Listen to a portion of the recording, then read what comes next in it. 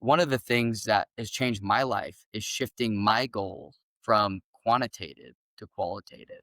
I was a scoreboard chaser, and I realized you get to the summit of the mountain and then you just create a bigger mountain. Like it's a never ending treadmill of goal setting. And now looking at the impact I want to make, I want to change our industry. And I know to do that, we're going to have to be a big firm, which means we're going to have a big team and a lot of revenue, but being less attached to a number at a certain time frame that we either hit or not, and more so about every day, are we doing what we need to transform our industry? Are we taking those steps forward every single day and creating the compound effect of our actions to be that industry disruptor? And we still have numerical goals, as I think you should, but removing attachment from some of those things and kind of not living a life tied to a scoreboard. That's been one that's made a huge impact for me and my happiness.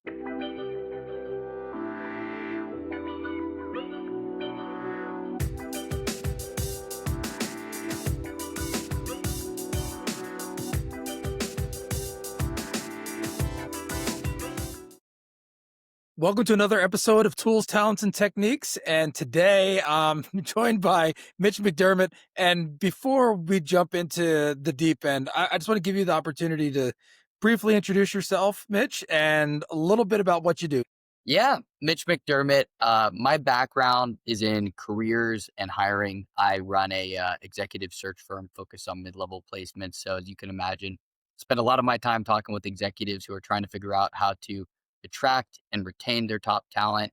And more importantly, a lot of people who are in their career search and trying to navigate job search in today's world. One of the things that we were talking about before we hit record, talk about jobs today and how everything has been augmented, has been shuffled with the market, with AI, with all these different things. And I'd love to hear some of your perspective on how things were when you first got started Yeah. in doing your work and where things are now. But before we do that, could you talk a little bit about your origin story? Like where'd you start? Where are you from? Yeah. Born and raised in Southern California.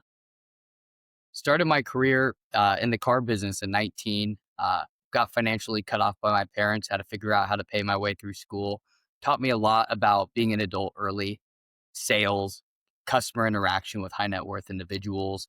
And then I moved to Australia after college. I got into sales for a contingent recruiting firm out there. And that ever since the beginning of my career, I've been in the recruiting and executive search space. Started my own business about 5 years ago now. Okay, fine. Well, first of all, congratulations on 5 years, because anybody who's an entrepreneur or has started something knows that just getting off the ground and getting a couple of years is like, wow, you get to five. That's a feat in itself. So congratulations. Thank you. Yeah, starting a business is definitely a humbling experience. Yeah. So talk a little bit about when you went to Australia, and maybe we can tie back into, the, Yeah. the car work that you did, but you go halfway or almost completely around the globe to start. Was there something specific about that experience that drew you to Australia? Like Yeah. why make that move? For those listeners who have been there will probably know the magnetism of Australia. I studied abroad in Australia and fell in love with it. The culture, the people, the lifestyle. And I basically told myself I was very career motivated getting out of college. And I said, if I could get the same job there, which was being in the business world, wearing a suit every day, I'll make the move. So I kind of made it my mission to find the kind of job I would back in the States there. Found a company who was willing to give me a chance. I basically told them, because sponsorship's expensive. And I told them, hey, I can get a visa that allows me to work for you for 6 months. Um, Let me prove myself. If it's not worth it after 6 months, I'll go home. But let me show you that I'm someone you can't go on without. And I did. And they ended up sponsoring me after 6 months. I stayed there for a little while. Luckily got out before COVID. Wouldn't have wanted to be stuck there during that period. So isolated from friends and family back home. But it was a life-changing experience. What were some of the things when you get into staffing? Because I'd imagined, Yeah. well, actually, let me not assume. Was there anybody in your family or friends that were in the staffing world before this, or was this new to Yeah. you? Yeah. My dad's also an entrepreneur. He has a top 25 retained executive search firm. So he's putting in CEOs at big companies like Panasonic. So I grew up around the really high end side of the industry. it's ultimately what led me to starting my own business. Is I started my career in contingent recruiting, which is kind of everything below the executive level. The pricing model is different, the process is different. And after spending a lot of time in that space, it's very high volume. It can be somewhat transactional because you're only getting paid if you win. I saw an opportunity to bridge a gap in the industry between how search is done at the C level and how search is done at every level below in the org chart. So our firm's focus is taking the best of both aspects of our industry and melding it together specifically for mid-level leadership roles. So your father being in the industry growing up, was this something that you had thought of before? Like, oh, No, that's something I want to do? Or was never. it something more of, you're like, hey, wait a minute, maybe there's something here. I should go back and look at it. I wanted to go to Australia. I had no idea what I wanted to do. I loved sales. I was good at it. I liked money and I wanted to make a lot of it.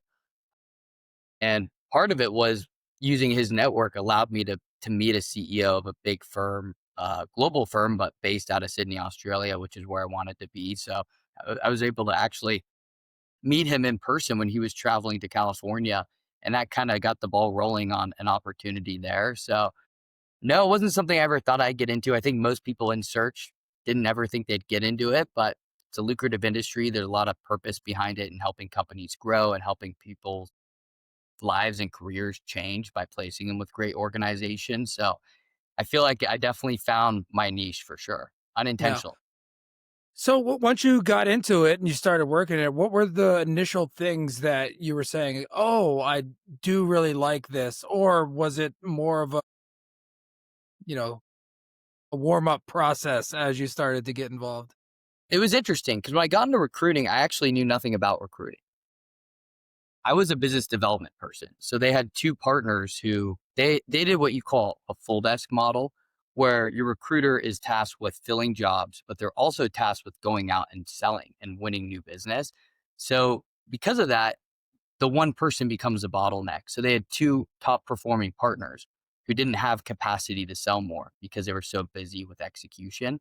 So they put me under them as kind of their business development person, setting meetings with large enterprise accounts within Sydney, and then essentially going with them on these meetings to try to win business with them. So I actually never really got my teeth wet in what recruiting actually was until I moved back to the States and I got a role with a boutique firm as a recruiter and then eventually grew into kind of the right hand to the CEO and founder. So when you were still in Australia, what were the biggest takeaways for you from that experience?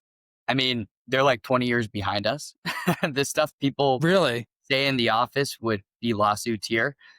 Truly, they're very different. I think, Oh, that's what you you know, meant. Okay. they're not a very politically correct culture. So like it was very loose. And I also learned a lot in the sense that like I felt like I had a competitive advantage coming from the US.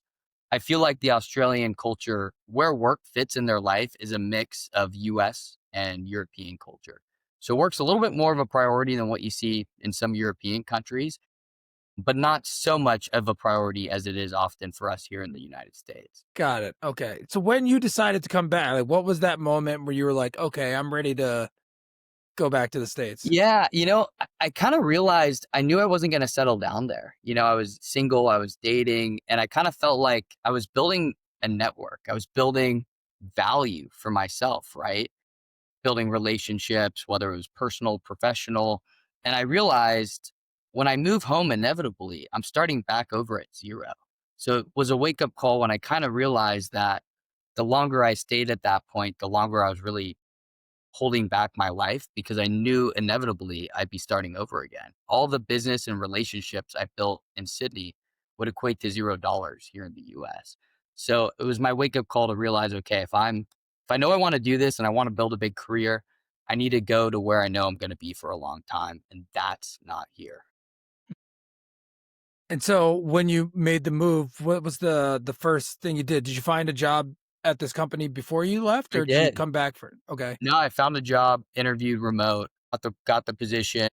It was a pretty quick transition. Literally got a car before I even moved here. You didn't need a car in Australia because where I lived, it was all public transportation. So got my whole life in order and then made the move and basically started work that next Monday when I got back. So when you also said that you didn't get into recruiting proper how Yeah. you do it now or how you do it here.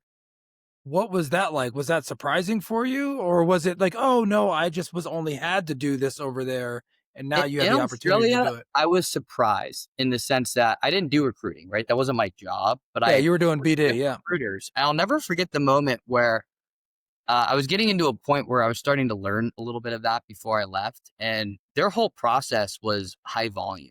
So you go and you find, 150 candidates and you send a mass message. And I remember being really confused, like, why are we not picking up the phone? Why are we not what I would call headhunting, right? Recruiting is putting someone into a hiring process. Headhunting is going and finding someone who's passive and not looking and actually attracting them to a company. That's not what we were doing in Australia. So I was really just surprised by that kind of process. It didn't make sense to me. I'm thinking, why are we reaching out to all these people versus like the best possible people for that specific client? And when I moved to the firm here in the US, it was very much a headhunting firm. And that was where I got into the job where I was really doing the job of a recruiter. It was interesting. I think the owner thought I had recruiting experience because I came from a recruiting firm. So I was put in as like a senior recruiter and didn't get a lot of training. And I kind of just had to figure it out. What I learned quickly is when you headhunt, recruiting and sales is almost one because you're calling people who don't want your call. You have to overcome objections. You have to build a relationship and you have to provide value for them to stay on the call. And I realized that if you recruit that way, it's very much a sales job. But I wasn't trained. I wasn't really formally taught anything. I kind of just went along with it that I was supposed to know what I was doing and kind of built the plan as I flew it. How long until this started to click for you that that was the case? Is this something that you I filled realized my after a first month, search 2 months? within like 90 days, which what I was told was pretty quick. It clicked pretty fast. And I remember when it really clicked was when I could have my headset on and I could start to pace. I'm a pacer. If I'm on a phone call, I'll walk figure eights in my office. But I was glued to my computer. I had my script, I had the job description, I had all this information in front of me. And when I feel like it really clicked was when I could step away. I didn't have to look at anything and I could just focus on the person and the conversation. And I knew what I needed to be successful and attract the kind of talent that we were looking for our clients. I think about that a lot when it comes to proficiency in anything. It takes a while, but when it clicks, then you're less thinking about those individual steps and the actual recipe, and it's just jazz. You're just playing around in it when you get that. So that's amazing that it clicked for you that quickly when you got everything. Yeah. So I want to talk about the people that you meet along the way and when you're recruiting. Like, so what specific industries were you touching the most? Because I know there's some of the financial services and some of those things, but were there any like lessons or things that you started to realize as patterns in different people in different industries? A little bit. I mean, it's more honestly jobs than industries. Like the way you recruit an engineer and accountant is very different than how you recruit a senior leader or a salesperson. And I learned to play on those things. So, like, I call it style flexing, and it's something I train my team on. If you call an engineer and you're really bubbly, really energetic, you'll scare them off the phone. It's too much. You got to match the energy. So what I would do is I'd call an accountant, I'd lower my voice, I'd talk a little slower, I would meet them where they were at. And with a salesperson, I'd almost do the opposite. I'd play their ego. I would one up myself because it was kind of a who has a bigger head contest to keep them on the phone. And you'd have to kind of play into their ego and it was a little bit of a different methodology to building a relationship. So I would say it's less about industry. And the firm I worked at before I started my own was heavily referral based. So we would take on anything and everything that came through, the referral channel. So we are touching all sorts of different industries, all sorts of different roles. And what it taught me is you don't need to be a specialist if you recruit the right way. A lot of companies think, oh, you need to have a database of candidates. You need to have this network. You need to know everything about this industry or this function. I think it's true if you're network recruiting. And network recruiting is building a network of a bunch of people and then sending them to different companies, which I personally don't always believe gets the best results because when you're working in one industry, you have a do not call list. Everyone who's your client is a company that you can't reach out to. So when you take on more and more business, your market ability becomes more limited. When you're broader specialized, you have a smaller do not call list. You can actually serve your clients better because you're less restricted on who you can and cannot call. What's your favorite part about the job, the business? I think my favorite part now is consulting with companies. I think companies have a need, right? That's how hiring starts. Either someone leaves a role or there's a growth challenge or a bottleneck and they go, okay, we need to hire somebody. And then what they do is they come up with a title, they put a title into ChatGPT, it spits out some bullets and they go, okay, perfect. This is what we're hiring for.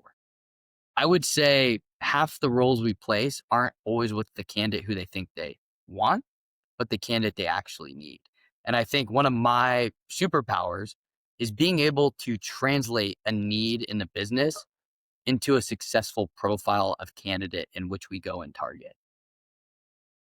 I think that's a big one is nobody wants to just add dollars to your payroll, right? You're looking for an impact and outcome with every hire. And I don't think the way a lot of companies hire look at it that way. And they make it about job descriptions and checking boxes on a resume. And they hire for the resume, not the person.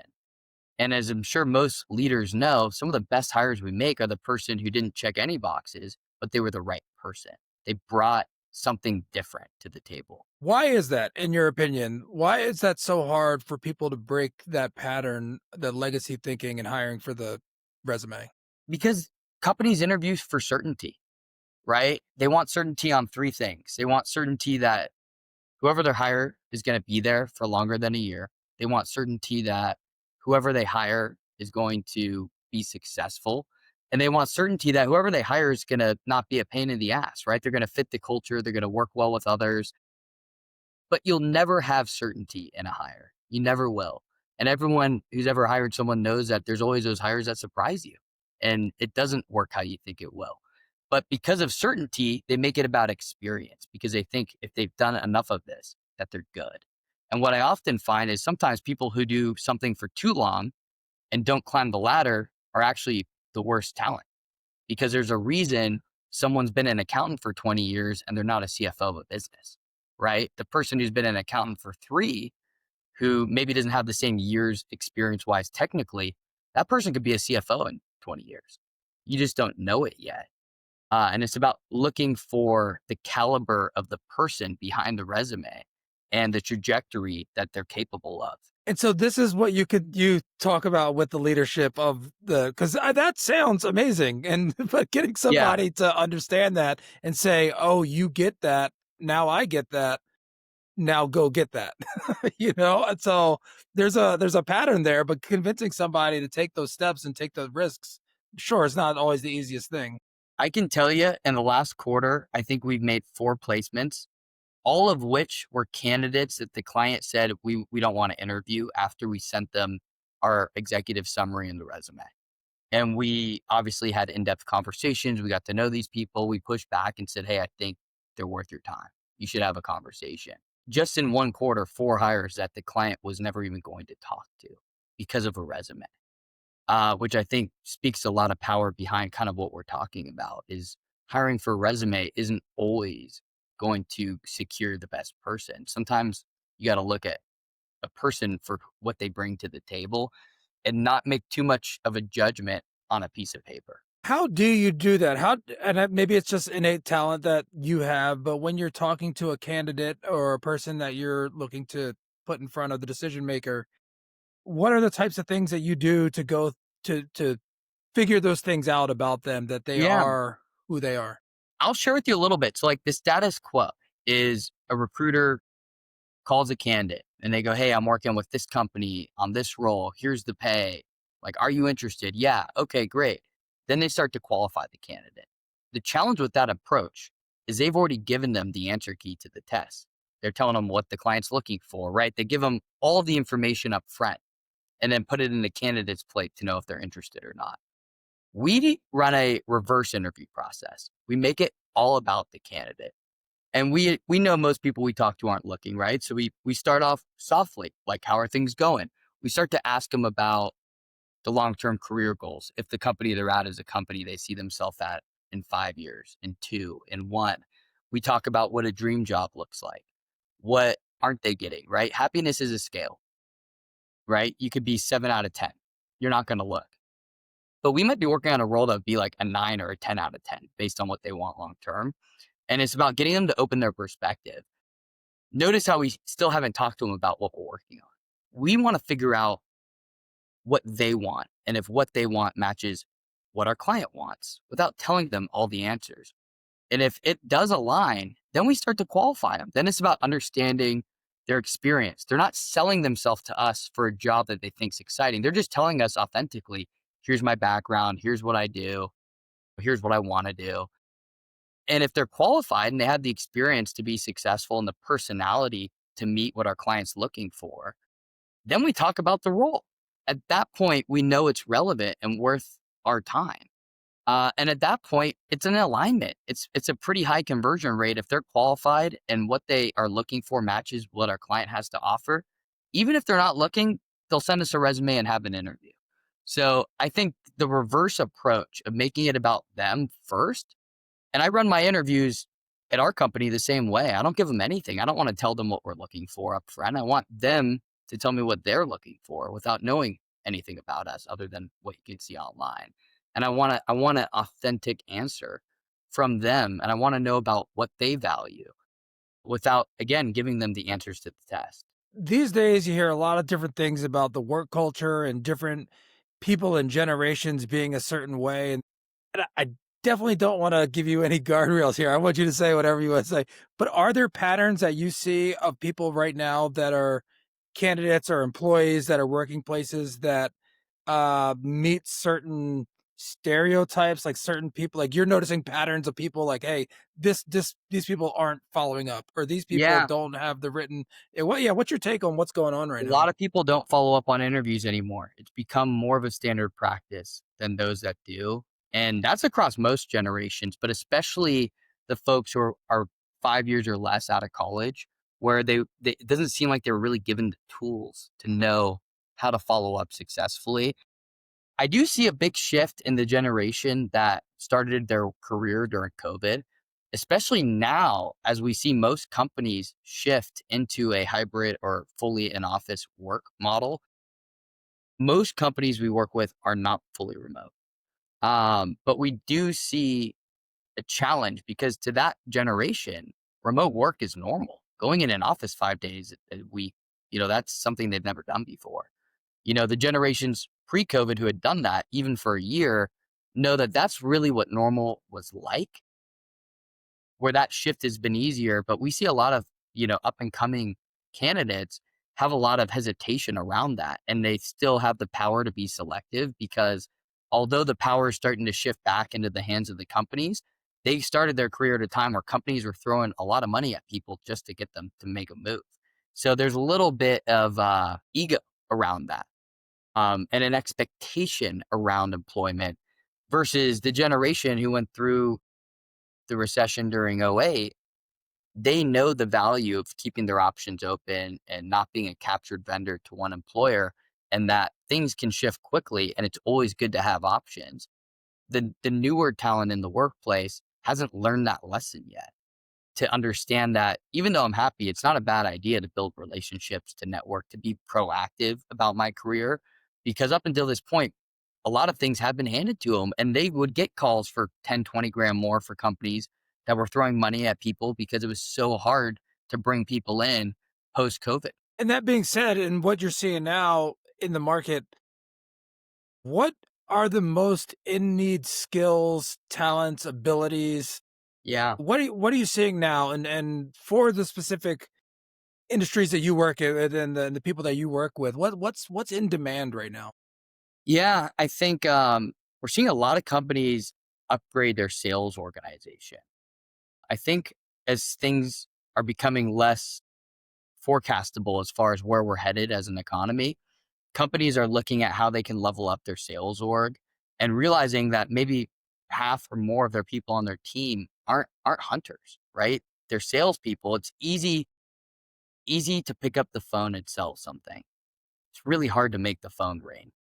And we're seeing a big shift in commercial leaders and commercial sales folks who know how to make the phone ring, can bring in business cold, that don't rely on inbound leads to generate business. Okay, interesting. And so they're focusing on sales right now, but as far as like everything that you're seeing, are there other things that are hot right now? Yeah, I I think mean, I obviously with AI, I mean, a lot of companies are looking for technical talent, especially in spaces that there's not a lot of talent because it's newer technology, whether that's engineering, LLM prompt engineers, AI specific engineers, even AI integrators. Like we've worked on a few roles this year specifically, which is the first time we've ever done this, where companies are looking to bring in, it's almost a bridge of AI and IT, someone who can run their IT department, who's an expert in AI and can actually evaluate, almost like a consultant,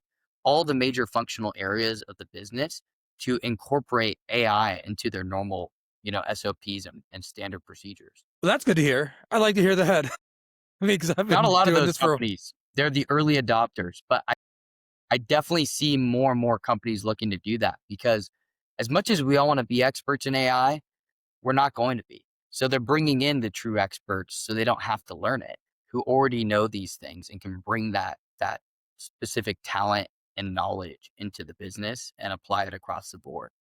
well, yeah, but also I'm not a but and so in addition to that, when you see that this is all changing so fast, so if somebody can do these things and adopt these things, but then knowing that there's going to be a change around the corner too, because it's all changing so fast, how to be adaptable too, because not just like, oh, can you pivot to this now and understand it, but can you pivot towards it in the future, because that's going to change. So how do you be an early adopter for that as well? So anyway, I'm agreeing with that because I'm that's what I'm seeing as well. It's just intriguing, man. I just love all of this stuff. Yeah, the world's changing at a pace we've never seen before. I mean, we're moving. If you look at what some of the futurists are talking about, the next 100 years will look like 1,000 years in progression due to the sophistication of technology and how aggressively it's developing.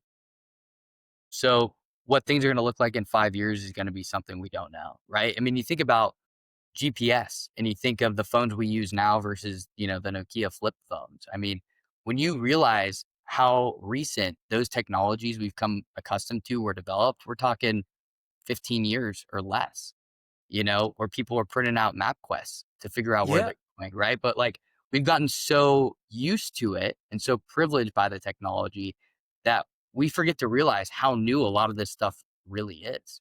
I think about that sometimes, and I watch a lot of these TV like Nova and Nature and the history, and they show like the time frame of things, and you see like how long it takes from to get from one thing to the next, even from I mean invention of stone tools or like using tools all the way to building like masonry and then railroads and like you start to see like how things start to build on each other and how things and then you're like, wow, since the car was invented and then the computer and then the internet and then everything boom boom boom boom boom and now there's this and this is just going to change everything and it's going to be so accelerated. Sometimes it's scary a little bit, but it's fun, man. I'm loving this. Me too. But I also hear about the futurists. I listen to a lot of podcasts and I read a lot of books about this stuff. There's a lot of danger too associated with this and things that we should be careful about and need to be mindful of, but exciting nonetheless. So enjoy the ride. Right. But that's one of the things I think I learned just in my life and my career in general. Like there's going to be so many twists and turns and ups and downs. Just learn as much as you can, help as many people as you can, and have some fun. Yeah. Yeah. The one constant is change. That's the Mhm. one thing we can count on. Yep, that's it. That's it. So let me talk about this. So where do you go for your inspiration for your work? I mean, I know you already have a talent for what you do, and you're good at it. But is there other places that you look for inspiration for trying new things for your work and your team? Absolutely. A big one is I invested in a life coach years ago. And he's been a big source of me finding inspiration within myself. He's been an incredible person to work with, and he challenges my beliefs so I can continue to expand my business and what we're capable of, and not limit myself due to what I think is possible or not. Another one is books. Like, honestly, I read quite a bit. I've found books to be a really big source of inspiration, especially because starting a business, like, you don't have a boss above you who has a vision, and every day you're looking up to them and you want to be them. Like, I have to light that fire myself. So I've found ways to do that. And then also joining different groups. Like, I'm very heavily involved in a group called Entrepreneurs Organization, and we're all in different industries. We all have different businesses, but business is business. We're all dealing with AI. We're all dealing with employees and the changes in the world right now. And it's cool to hear it from different lenses in different industries, because what you find is, if, and this is what I've found, if I'm too close with just people in my industry, we're limited by the beliefs we built in growing up in that space. And there's a lot of things you can learn from someone in other fields that can still apply to what you're doing. Maybe you have to remanufacture it, but the ideas, the beliefs, those can be translated across industries. That was my number one takeaway from getting my AI certificate from Berkeley, because going into that course, it wasn't all commercial real estate or entrepreneurship. There are people from the medical field, education, finance, you name it. And seeing what they were doing really prompted me to think differently, and light bulbs were going off and say, "Oh, that's interesting." And if I applied that to what I'm doing, I think we can get further in there. So I couldn't agree with you more. Like having that sounding board of other people and pinging ideas off each other. That's fantastic. So, as far as the things that your life coach has told you, are there any aha moments or things that you would say are the tools or techniques that they provided to you that you've implemented? Absolutely. I mean, a big one, and I would say his strength is around mindset, and creating resiliency in your mindset. And I think a big one for me, like, it's expanded my awareness and my perception, and being able to see an event without judgment, right? Assigning a positive or negative charge to that event, and being able to kind of view it through the lens that I want to or choose to.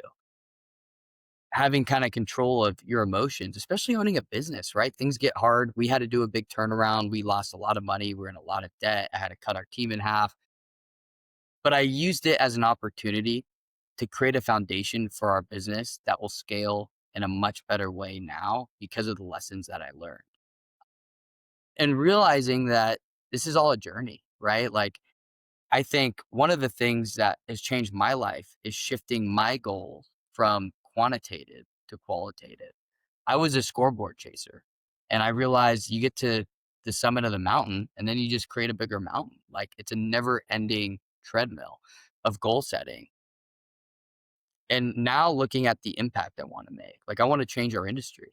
And I know to do that, we're going to have to be a big firm, which means we're going to have a big team and a lot of revenue, but being less attached to a number at a certain time frame that we either hit or not, and more so about every day, are we doing what we need to transform our industry? Are we taking those steps forward every single day and creating the compound effect of our actions to be that industry disruptor? And we still have numerical goals, as I think you should, but removing attachment from some of those things and kind of not living a life tied to a scoreboard. That's been one that's made a huge impact for me and my happiness. Was this a moment that you've had this, or they're you talk about non-attachment? I'm very familiar with the concept, and like very, but was there like laid it out for you, or just kind of talk about these different concepts, or It comes out throughout our journey of working together. I think the principles, some of them are things that he'll teach me on the call, right? But, like, you got to practice it a few times, and it takes time to break patterns. So I think the constant repetition of our work has allowed me to transform how I perceive situations, events, the world over time through the constant pattern switch. I don't think it was like one, and we have some aha, like, light bulb moments and realizations, but so do a lot of people. And then they forget about it the next day and they wake up and they go on the same. So I think the accountability And we used to talk literally every week. I mean, I started this thing when I was 25. I knew that to build the business I wanted to, I was going to have to grow and evolve at a very quick pace. And I knew I would need someone in my corner helping me evolve into that leader. Now we do it every 2 weeks, but every week I had accountability on the things I was working on personally that would lead me to becoming the leader who could create the kind of business I want to build. Ability is something that I really value in hopefully myself and other people, but being able to do what you say you're going to do and be where you say you're going to be and handling things. And I understand things happen, knowing how to follow. There's all these little things where I think you hear them when you're younger and like, oh, yeah, yeah, yeah, like everybody has that. And then as you go out into the world, you realize not everybody does. And Yeah. it's hard. Then you're like, man, why is this so uncommon that people can actually follow up and do what they say they're going to do? It's crazy to me that there's so many people that have a lack of that accountability. Yeah. I mean, I see it all the time. I mean, even being a business owner, I've had to learn to think differently.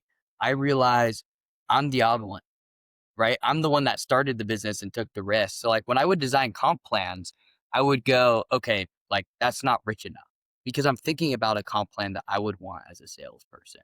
But what I've come to realize is what people that are employees want is often less than what I think I would need because they're not me. Like, I'm the weird one who wants to take on a lot of risk. I was always full commission. I rarely ever had a base in my career because I wanted the upside. I didn't see the point of having a base if it held me back and put a ceiling on my earnings. But most people want a base, right? Like, so I've had to actually learn to think from other perspectives when it comes to my team and what they want, because I realize not everyone wants as much as I do. So what's another thing that you're looking forward to in this evolution of your company? Actually, before we go there, but think the noodle on that for a minute, because you mentioned books. Are there any specific books that jump out to you that have been really motivating for you or very insightful that really mean a lot The to you? the most the two biggest ones was The Compound Effect by, I believe, Dale Harvey. Um, and then there's a book called 10x is easier than 2x.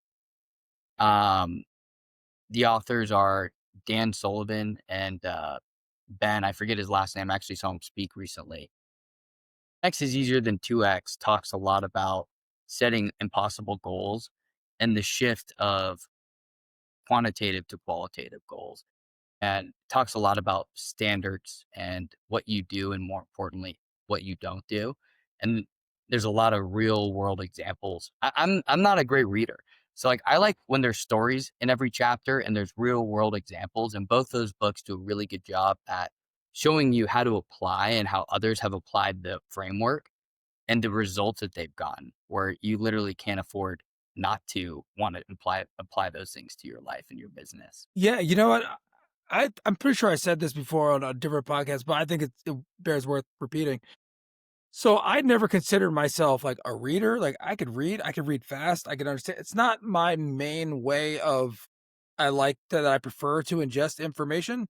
However, I listened to a podcast years ago and they were interviewing Novel Ravikant and he was talking about his relationship with books. And he's saying that before it's like, okay, you get this book, you have to finish it. And it's almost like work, you know? But his relationship is, yeah, he picks up a book. If he's interested in it, he reads it. If he's not interested in it, like maybe he'll skip ahead a few pages or chapters and, and then he'll put it, if he doesn't like it, he'll put it down. And then if he wants to pick it back up, he picks it up. When he said that, I was like, oh my gosh, my relationship with reading has always been like a chore and it wasn't very healthy. But now that I've heard that and I started reading more things that I'm interested in, and then also I never felt like I have to finish it. But if I want to read a chapter or two or go to the page, like that's okay. It's not on anybody but me. I'm not being tested. Life is the test, Yeah. And if I'm not getting value out of it, then why waste my time reading it? So anyway, I mean that for me like changed my relationship from being you know, not a big reader to yeah, I mean, I read. I read all the time. I just am more Yeah. selective of what I'm spending my time reading. I agree. I'm super selective and I don't read that often. Like, I'll read a book for like an hour and a half. I'll go to a coffee shop and sit down for an hour, read. and then I'll do it again next Saturday. So like it's interesting. I am kind of very similar to you where it's like I pick it up and I put it down when I want. I'm halfway through a book right now that's 300 pages and I've been reading it for a month, you know? But when I pick it up, I'm excited to continue learning what I'm learning and it's not a homework assignment. That's it. It's not his homework assignment, it's not a chore, and sometimes I'll have 4 or 5 books going at the same time. I mean, now it sounds like, "Oh," but I pick it up like, "Hey, I'm in the mood to read this. I'm in the mood to read that," and I just pick it up and read it and take what I will. It's very rare for me to get a book and be just voraciously tear through it. I know people that do that, and it happens once in a while, but not that often, with me. So listen, I know we got a few minutes left here, but I wanna make sure, is there anything from your experience and what you're seeing in the industry and the market with your work, what's where is your head at and where things are going? I'd love to hear you just kind of break down where your head and your heart right now. Yeah, I think there's one thing I'm really passionate about, and it's my belief that the job search system is broken. I think that's something that's changed a lot. How you looked for a job 10 years ago is essentially what people are starting to do now, but it's not delivering the same outcome. I talked to someone today who saw a role that was posted. Within a week, it had 6,000 applicants. Wow. Yeah, due to technology, it's become too easy to apply. So people hit quick apply to a ton of jobs. There's no intention. They don't look at the company, they don't look at the role and go, this is my this is my dream job. This is a company I'd love to work for. It's become a volume game. And in reverse, the companies have now used AI as a screening tool, right? I talked to you about people read our resumes that we sent and said no to an interview. AI is definitely going to miss some things. And I think more than ever, people are out of work and don't know how to stand out. So, one of the things I actually launched 3 weeks ago was a career advisory sprint. I took on a few people who were willing to commit to a different way to finding work. And I've been coaching them on methodologies that bypass applying to go directly to the decision makers at companies and get their foot in the door. And I think with more technology, we're going to be seeing more of a breaking point eventually with the current way of finding work because I think it's too easy to apply. It's too easy to screen applicants to where there's a lot of great people who are looking for work. There's a lot of great companies looking for people, but they're not finding each other. And there's this technological veil that's preventing them from finding each other. There's a guy who I know. I mean, not a guy. There's a friend of mine, Richard Myers. He was one of actually my first podcast guests, and he mentioned something earlier on. I thought it was going to be a show that he did. So all credit to him if this is something that he launched or I haven't seen it, but it was called Flip the Resume. And it was about people first. And so it was, and I was like, yeah, that makes sense because people want to work with people that they work. So if you, all the stuff that people put at the bottom, like their interests or hobbies or things that they do, social give back things that are usually at the bottom. He was talking about moving that to the top and start the funnel there. I just thought that was such a good idea. Hopefully he did something with it or he moved it forward because I mean, I think that's it. Like something is broken if it's just one way, and I know you know We've better than lost I the would. humanity in hiring. Uh, Yeah. Hiring has become what dating apps have become, where it's a digital asset. We forget that behind every resume is a person with emotions that is out of work and is looking to find work. They're scared, right? They need stability. They might have families that they're supporting. It's not just a piece of paper where you swipe right and swipe left. We forget that behind each application is a person. And I think the future is going to bring back the humanity because there will be a breaking point. And that's a lot of what I've been coaching people on now is how to become a human to companies, how to not just be stuck in the noise as a digital application, a digital asset, and actually become a person that can't be ignored. Has that become dealing with people's stress of dealing with the current? How much of your job or headspace does In that our take? recruiting side, most of the people we're working with are working, so we don't come across it as frequently. In the career advisory group that I've posted with people, most of them are out of work and have been for a long time, and they know that they need to change something in their process to change the outcome.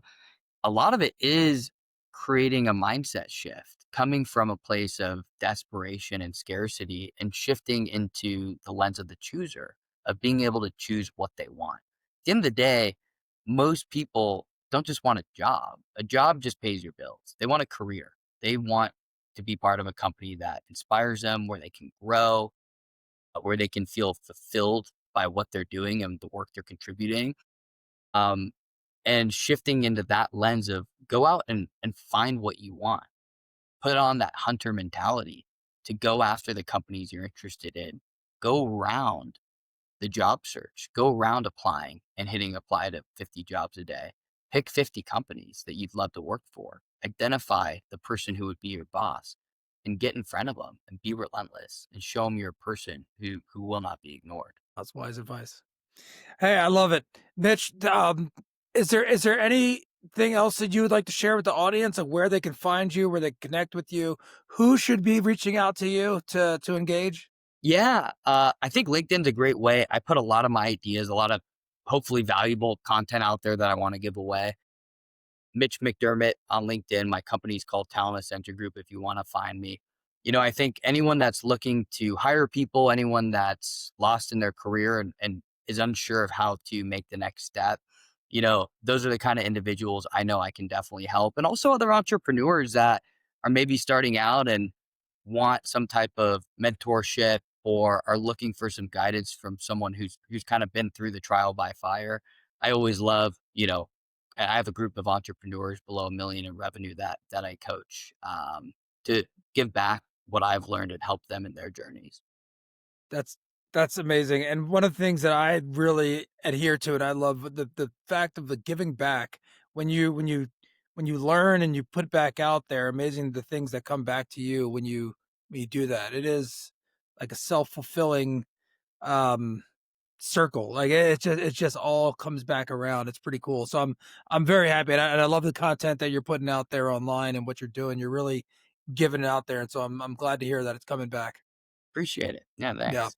And I'm going to share all the links to your website, your LinkedIn, and all that stuff on the in the show notes. Mitch McDermott, thanks for joining us. Yeah, thanks for having me.